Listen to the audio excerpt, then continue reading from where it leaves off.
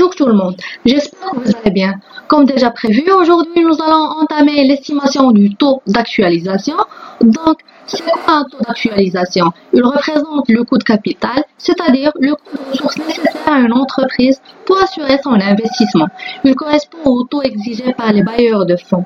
Autrement dit, c'est la moyenne entre la rentabilité exigée par les actionnaires et les créanciers. Je vous présente la formule du CMPC. J'espère et j'estime que tout le monde sache cette formule-là. C'est pas la peine de la lire. Donc, on passe à deux choses qui sont primordiales. Donc, la première chose, c'est que toujours on trouve que le coût de fonds propres est supérieur au coût de la dette, n'est-ce pas? Pour une simple raison qui est la suivante. On emprunte plus pour une simple raison, c'est qu'on va bénéficier des charges d'intérêt qui sont à leur tour déductibles. On croit qu'on va diminuer le taux du CMPC, mais non, c'est le contraire totalement. Donc, lorsque on va s'emprunter plus, donc le risque de non-remboursement augmente et le risque de faillite augmente à leur tour. Donc, qu'est-ce qu'il fait les actionnaire? Ils vont augmenter le coût de fonds propres et donc le taux de CMPC va augmenter à leur tour. Donc, on ne va pas bénéficier d'une diminution du CMPC seulement parce qu'on va avoir une déductibilité des charges d'intérêt. Vous voyez, cette déductibilité des charges d'intérêt et l'emprunt vont pousser les actionnaires à augmenter le coût de fonds propres. Donc, la deuxième chose, c'est comment on calcule ce coût de fonds propres-là.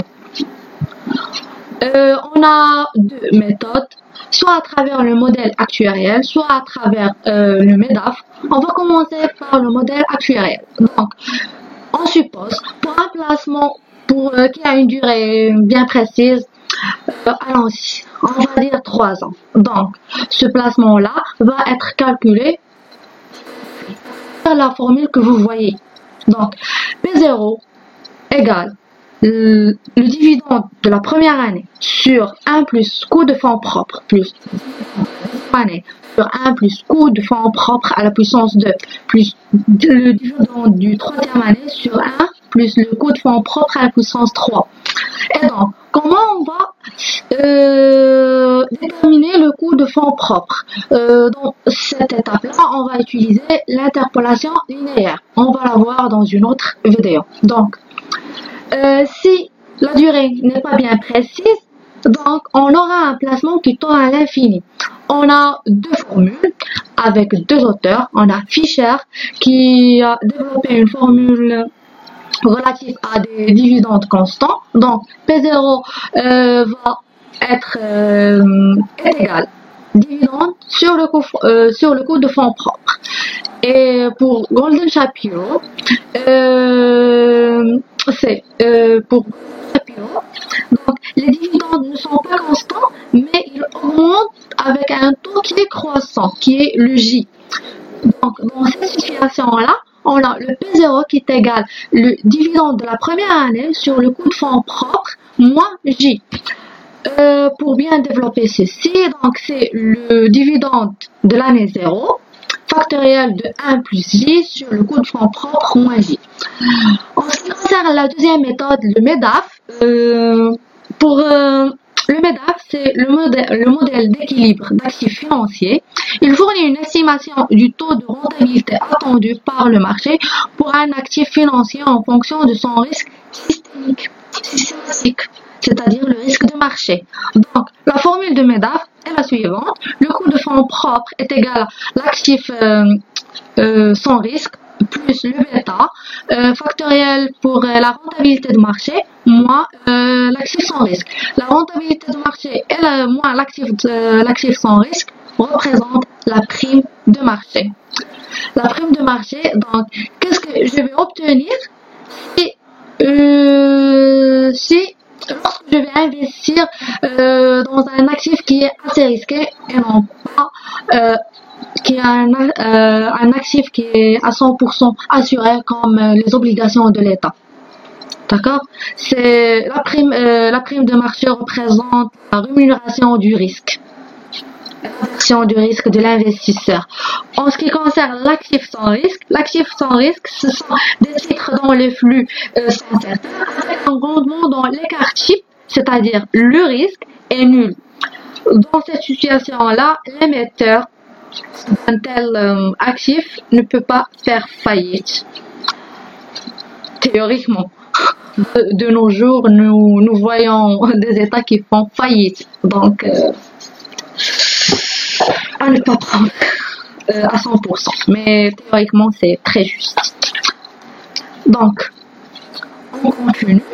Ah oui, j'aimerais bien encore attirer votre attention sur le bêta. Pour celles qui ne sachent pas c'est quoi le bêta de l'actif.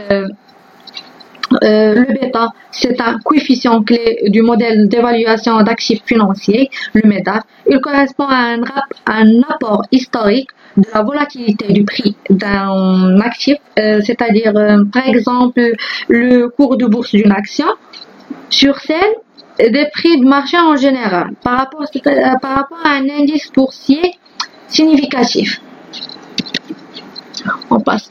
Comme déjà prévu et promis, nous allons évaluer les sociétés non cotées en bourse. Lorsqu'on veut évaluer une société non cotée ou bien cotée, généralement on fait appel au CMPC, mais on a une petite spécificité pour les sociétés non cotées, c'est qu'on va formuler ou bien faire un échantillon des entreprises qui sont similaires pour calculer le bêta et après calculer le coût de fonds propres pour pouvoir calculer le CMPC. Comme vous voyez, on a 6 étapes clés pour faire ceci. Tout d'abord, on commence par calculer le bêta de l'actif économique. Vous allez me demander c'est quoi le bêta de l'actif économique. Ou bien il est appelé aussi le bêta désendetté ou bêta de l'activité économique.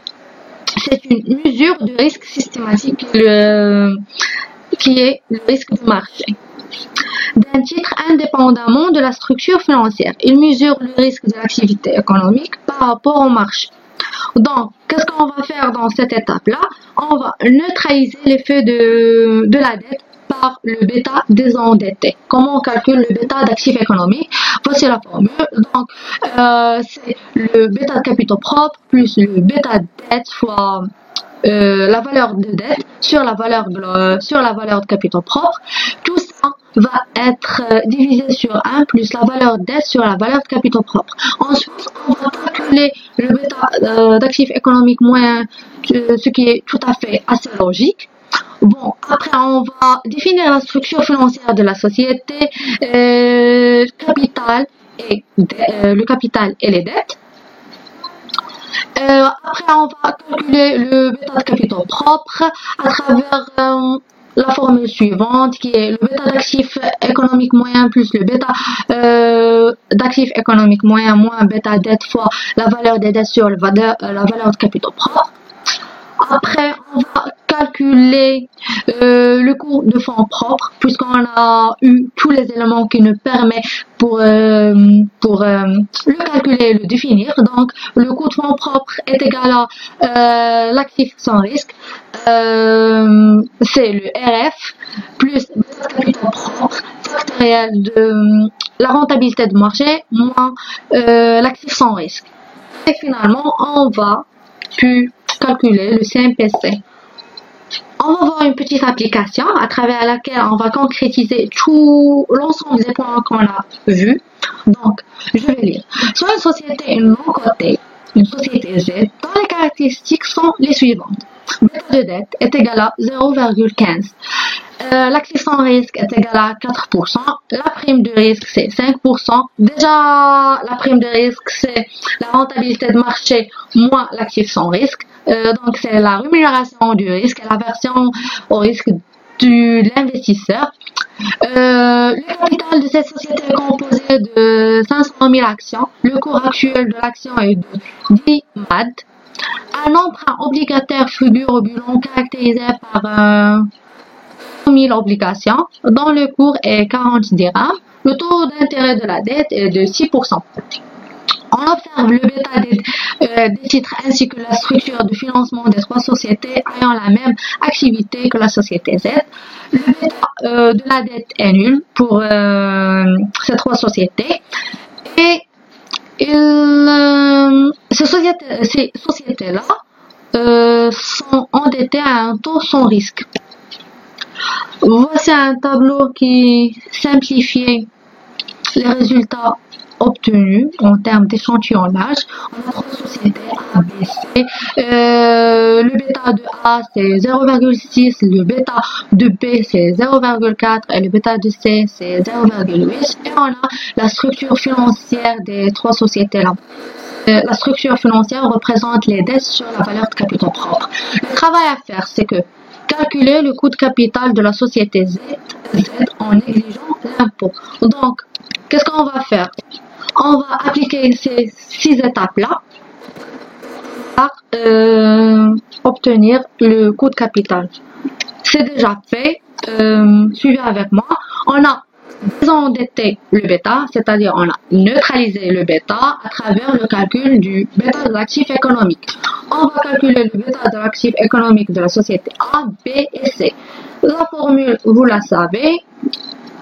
Donc, c'est le BCP plus le bêta de dette fois la valeur des dettes sur la valeur de capitaux propres, tout ça sur 1 plus la valeur de dette sur valeur de capitaux propres. Déjà, le bêta de capitaux propres de la société A, comme vous voyez, c'est 0,6. La structure aussi, c'est 40%. Nous avons une information qui dit que le bêta de dette est nul. Donc, sera le suivant. 0,6 plus 0 fois 0,41 divisé sur 1 plus 0,4 qui nous donne 0,42. La même chose sera appliquée sur la société B et la société C. Donc, on a un bêta d'actif économique pour la société B qui est égal à 0,31. Bêta pour l'actif économique de la société C qui est égal à 0,5. L'étape qui suit, c'est le calcul du bêta de l'actif économique moyen. Donc, on va agréger tous les bêtas d'actifs économiques et les diviser sur leur nombre. Donc, on a trois sociétés, donc le nombre c'est 3. Donc, c'est 0,42 plus 0,31 plus 0,5 divisé sur 3, ça donne 0,41. Après, on va déterminer la structure financière de la société Z. Dans l'énoncé, on a une information qui dit que la société a un capital, a un nombre d'actions égal à 500 actions, 500 000 actions, et le cours de l'action est de 10 dirhams. Donc, la valeur de capital, capitaux propres, c'est 10 fois 500 000 qui nous donne 5 millions. Et la même chose pour la valeur des dettes. On a dans l'énoncé 100 000 obligations qui vaut 40 pour une seule. Donc, la totalité va nous donner un montant de la structure financière qui est la valeur de dette sur la valeur de capitaux propres. Donc, ce sont les 4 millions sur les 5 millions.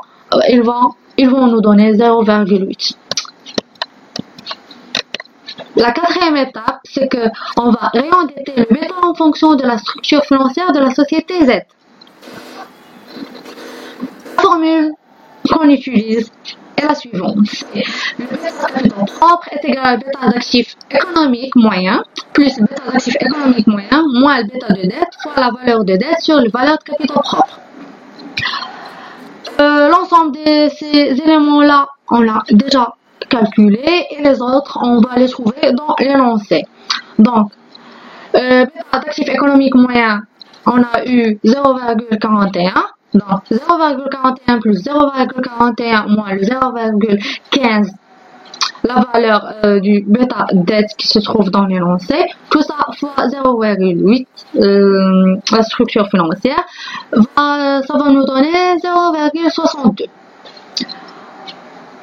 Pour la cinquième étape qui est le coût de fonds propres, le coût de fonds propres, on va le calculer à travers le MEDAF.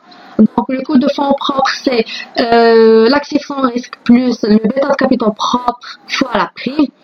Donc 4% plus 0,62 fois 5%, ça va nous donner 7,1%. En fin de compte, on a tous les éléments qui vont nous aider à calculer le CMPC. Le CMPC est égal au coût de fonds propres fois la valeur de capitaux propres sur la valeur globale, plus le coût de dette factoriel 1 moins l'IS. Dans cette situation-là, l'IS est égal à 1 sur 3, fois la valeur de dette sur la valeur globale. On va appliquer tout ça, et ça va nous donner que le CMPC va être égal à 5,72%. Donc, si quelqu'un a des questions, donc n'hésitez pas de poser vos questions dans les commentaires. Sinon, dans ma page dans Facebook, au fur et à mesure, on va faire beaucoup d'exercices dans cet aspect-là. Après, le chapitre qui suit sera le chapitre relatif à une autre méthode d'évaluation qui est la méthode actuarielle à travers les flux de trésorerie ou bien discount DCF. Je vous remercie pour votre attention. Donc, je vous laisse. Au revoir.